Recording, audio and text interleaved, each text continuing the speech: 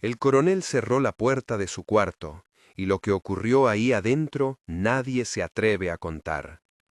Era la noche en que la hacienda contuvo la respiración. La lumbre en la cocina se apagó temprano. Los perros callaron. Hasta el viento, que siempre parecía querer llevarse la ropa tendida en los varales, se detuvo como quien respetara una decisión. Santa Eulalia se extendía por el valle con su hilera de mangueiras y casarios de madera, y sobre todo ello reinaba la casa grande, blanca y severa, coronada por el nombre bordado en la puerta, do Sacramento. Allí vivía el coronel Augusto, hombre de orden, de hábito de domingo y de mirada que sabía castigar sin levantar la mano. Augusto gobernaba la facenda como se gobierna un reino pequeño, con códigos, con cuentas en los libros y con la convicción heredada que los suyos eran su patrimonio, las vidas contadas entre votos y letras que nadie más debía confundir. Mariana era, por tanto, una adición a ese inventario. La Sinjaciña de 20 años, de ojos grandes y costumbres calladas, puesta en un vestido que no le cabía del todo, educada para ser emblema y no deseo. Su matrimonio con un hombre mayor, arreglado desde la infancia por pactos de familia y compromisos de fortuna, la dejaba habitualmente a solas con una boca que sabía sonreír sin contagiar alegría. Vivía entre telas finas y libros que nadie esperaba que leyera, con la sensación persistente de que su cuerpo era una habitación sin llaves y su nombre una palabra gastada por el uso. Todo cambió cuando llegaron manos nuevas a Santa Eulalia. Joaquín vino con el polvo en la ropa y la memoria en la madera. Era carpintero, negro, con rastros de otras costas en las líneas de su rostro. Tenía un talante que guardaba la música de idiomas que no eran del lugar. Sus manos construyeron un banco en la sala y sin proponérselo tallaron un hueco en el pecho de Mariana donde empezaron a acumularse las preguntas. Joaquín traía para él mismo los ecos de una geografía robada, nombres que la facenda oía como susurros demasiado íntimos. Frente a su oficio, la joven descubrió la verdad de las superficies. Los objetos guardan historias y el barniz no puede disimular lo que late en las vetas. Con él hubo un trato sencillo y sin promesas, la belleza de lo cotidiano, un roce que enseñaba el pulso de la carne y la historia que la piel recuerda, aunque la tierra la niegue. Benedito llegó como alguien que traía la ciudad pegada a la ropa. Mulato, de lecturas y de maneras suaves, era copeiro y compañero de biblioteca. Dominaba la palabra escrita como si fuera una herramienta más, y en las tardes, cuando la casa se quedó divorciada del bullicio, traía novelas a la mesa y leyó para Mariana páginas que hablaban de otros mundos donde las reglas podían cambiar. A través de él, ella redescubrió el lenguaje de la ternura. Frases que se sostenían como puentes entre dos vidas, que pese a todo, compartían el mismo aire viciado por la servidumbre. Benedito le devolvía el derecho a nombrarse, a verbalizar un deseo que la sociedad tachaba de indecente. Domingos, por último, encarnaba la ambivalencia del sistema. Nacido en la facenda, feitor desde joven, su carne llevaba la marca de pertenecer y de mandar a un tiempo. Su autoridad era prestada por los patrones, su compasión venía en minutos, no en jornadas. Con Mariana hubo instantes donde el orden se interrumpía y ella pudo, por un instante, sentirse sostenida por un hombre que tenía herramientas propias de mando. Fue con él cuando, alguna noche, la jerarquía pareció voltearse como una hoja y la igualdad se posó, fugaz, como un insecto sobre la mesa. Pero esa inversión nunca fue completa. Domingos vivía con el temor de perder la estabilidad que le otorgaba la fidelidad a su puesto, y ese temor le pesó como una sombra que no le permitía entregarse sin cálculo. Los tres, tan diferentes, ocuparon en Mariana espacios que la sociedad jamás le permitiría habitar abiertamente: tierra, palabra y posesión. Cada uno le dio un nombre distinto para nombrarse a sí misma. Con Joaquín se sintió carne, con Benedito pensamiento, con Domingos poder furtivo. Pero los secretos que se tejen en las esquinas de las casas grandes no suelen permanecer ocultos mucho tiempo. Cefa, mucama, confidente y vigía de las pequeñas latitudes del día a día, acumuló en el pecho la verdad como quien guarda brasas en un pañuelo. Cefa sabía que el secreto corría peligro de convertirse en incendio, no por malicia, sino por el peso de la culpa que la consumía cada vez que veía a Mariana pasar frente a la capela o al Marial. Una tarde, apretando entre las manos la arruga del confesionario que no poseía, Cefa se acercó al padre Honorio. Lo hizo con la discreción de quien pide consejo y la desesperación de quien no puede más sostener un silencio que la corroe. Contó lo que había visto sin adornos, su voz apenas un hilo que temblaba. En la iglesia, bajo el techo colmado de santas pintadas con paciencia, lo que se dijo se transformó en noticia de peso. El padre, más preocupado por el orden espiritual y el escándalo que por el bienestar humano, pensó en la desmesura de la mancha pública. Informó, a su manera, lo que creyó que era su deber, no tanto para salvar almas como para preservar modales. El coronel fue informado en la penumbra de su despacho, donde el reloj marcaba el parentesco entre cuentas y tiempo. No tardó en entender el peligro real, la honra de su casa amenazada, las habladurías que podían llegar a pueblos vecinos, la posibilidad de que un rumor nubla la reputación comprada con años de esfuerzo. Augusto tenía además otra cosa que le inclinaba hacia una respuesta calculada. Era hombre de secretos propios y prefería los castigos en cajitas cerradas a las ejecuciones que convierten las camas y las plazas en púlpitos de chismes. Temía que el espectáculo público desbordara lo que podía controlar. Así que, pensando en la preservación de su apellido, decidió que aquello sería resuelto lejos de los ojos del mundo. La logística de ese silencio fue precisa. Una comitiva pequeña y mecánica reunió a los implicados bajo pretextos diferentes. Arreglos que exigirían la presencia de Joaquín en la casa del patrón, la necesidad de conversar con Benedito sobre unos documentos y el deber de que Domingos explicara una falta administrativa. Mariana fue convocada con la súplica del padre y la orden del coronel. Debía presentarse para declarar su versión, o al menos lo que se esperaba que dijera. Nadie, sin embargo, conocía la llave que el coronel guardaba en el bolsillo del chaleco. La llave de su cuarto privado, un recinto que era a la vez alcoba y archivo, donde se guardaban correspondencias, prendas y decisiones que no debían pasar a la vista ajena.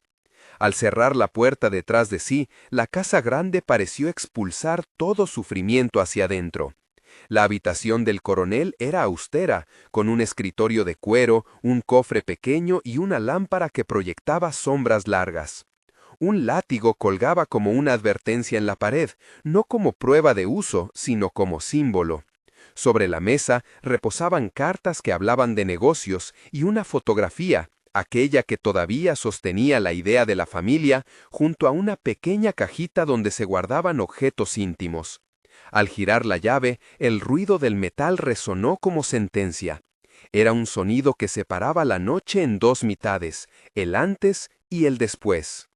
No se relató en voz alta lo ocurrido en ese cuarto, y por ello la imaginación de los que contaron con acceso al lugar tuvo que rellenar vacíos con hipótesis.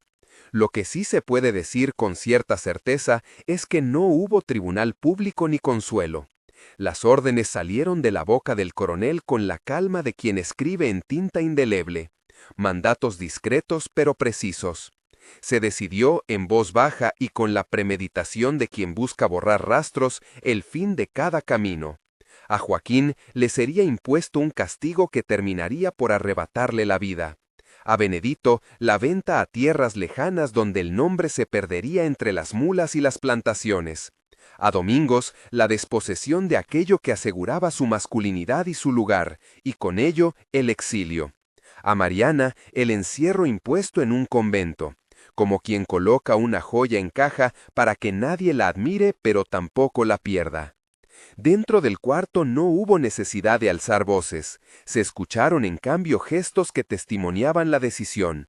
La mano del coronel abriendo el cofre, el roce del látigo contra la mesa como recordatorio, la entrega de un fajo de billetes que sellaría la venta de Benedito, el deslizar de vendas preparadas para un procedimiento que se anunció con términos fríos y médicos. No hace falta describir con crudeza la violencia que consumó la voluntad de los poderosos. Basta mirar las consecuencias que esa noche configuró, porque en muchos casos la brutalidad se revela más en el silencio que en el grito. Joaquín no murió en el cuarto del coronel, pero la sentencia dictada allí marcó una cadena de actos que lo llevaron a un final breve y doloroso. Lo condujeron a una pasarela de humillaciones sutiles y toques que eran de otra naturaleza. Un llamado nocturno para reparar un desperfecto, un viaje corto que terminó en una infección mal curada, un rechazo de ayuda médica que no fue ofrecida por quienes no consideraban su vida equivalente a una de las suyas. En una semana, Joaquín falleció en la casa de engrane de la Facenda, con las manos que alguna vez tallaron muebles, apretando el aire como si quisieran sujetar los recuerdos que no le pertenecían. Murió sin que la historia contara exactamente qué le impidió sanar. Su muerte para algunos fue simple fatalidad, para otros la matemática del poder resuelta por la negligencia. Benedito fue, como se había ordenado, vendido. No hubo pública subasta ni papel firmando la transacción frente a vecinos curiosos. Su comercio se resolvió con contratos silenciosos, con un intercambio de nombres escritos a lápiz en sobres que nadie abriría jamás. Lo llevaron en una carreta al amanecer, envuelto en la sensación de que su partida debía parecer administrativa, casi un traslado de personal. Su lugar de destino fue una facenda en la que los dueños no tenían piedad por el uso de la palabra. Allí, entre otras manos extrañas, Benedito perdió la cercanía con la lengua que había construido en Santa Eulalia. Con el tiempo, su voz se atenuó hasta convertirse en un rumor que nadie escuchó más allá de la cocina. Domingos pagó con lo más íntimo de su ser. El castigo que le impusieron iba dirigido a lo que lo sustentaba como hombre dentro del orden que le favorecía. Lo redujeron a la impotencia, lo condenaron a la orfandad de la virilidad que había administrado como herramienta de poder. Después de someterlo a una intervención que nadie defendió públicamente, lo expulsaron de la facenda.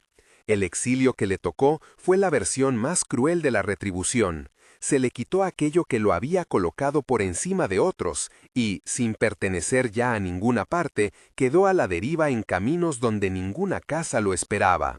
Su figura se convirtió en la de los que caminan sin nombre, con la memoria del lugar clavada en la piel. Mariana fue enviada a un convento como quien manda una reliquia a un museo.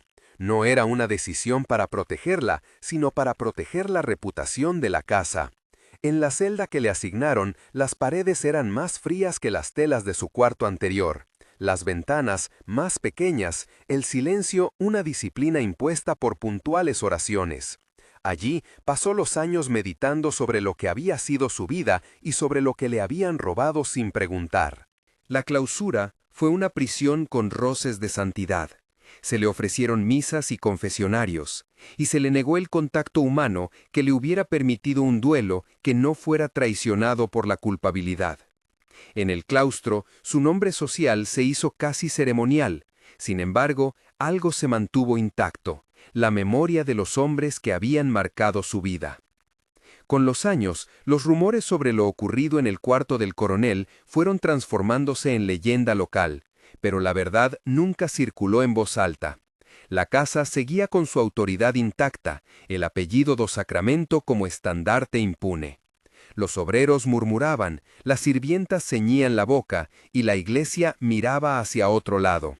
La sociedad premiaba el silencio, que terminaba por funcionar como pacto colectivo. Nadie escrutaba demasiado porque escudriñar implicaba perder la posibilidad de pertenecer. Mariana, ya con el cabello más claro por los años y la respiración marcada por la clausura, tuvo al final una medicina que la sociedad no consideró: la memoria.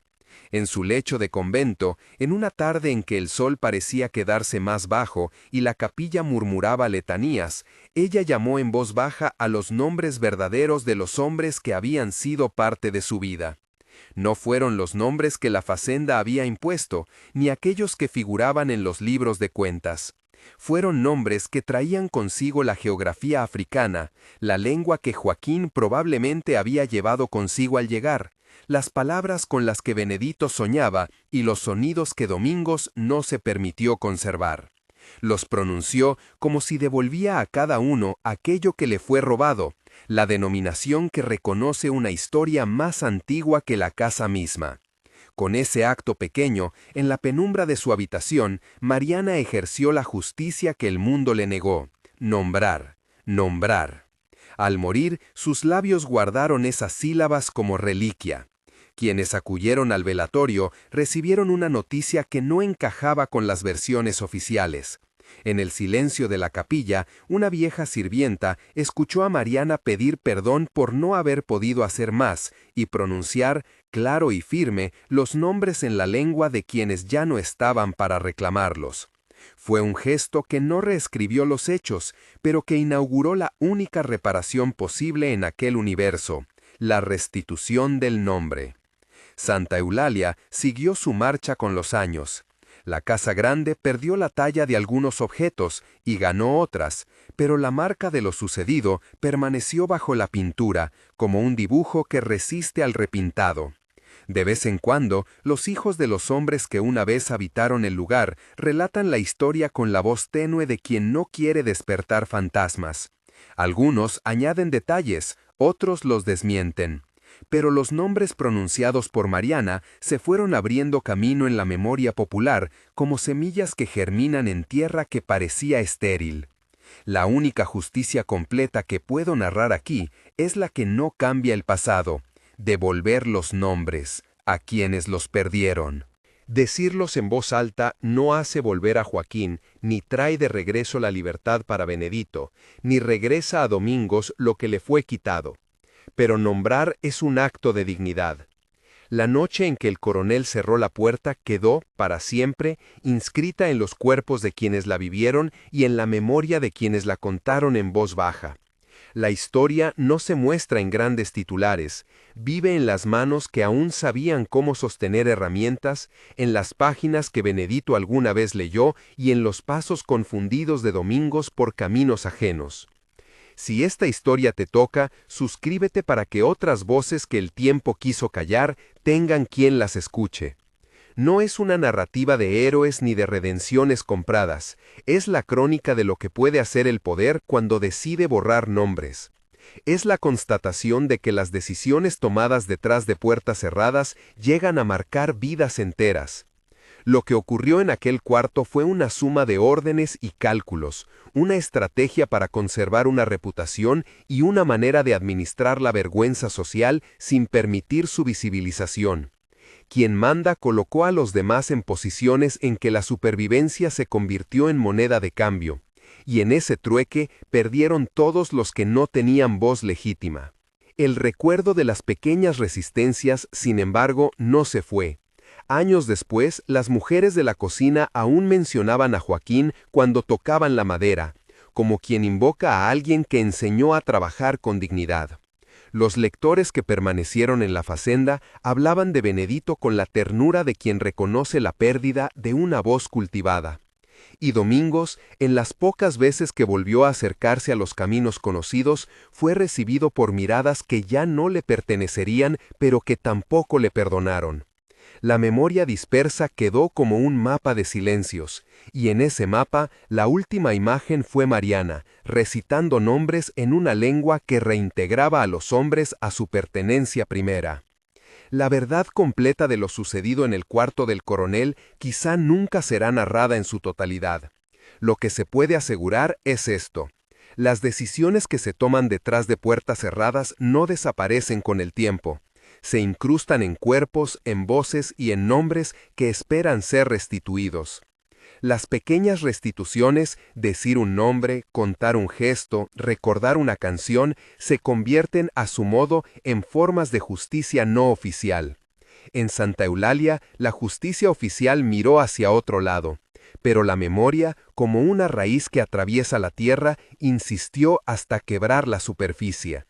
Si esta historia te conmovió, compártela y suscríbete. Hay muchas voces aún esperando que alguien las nombre y las escuche.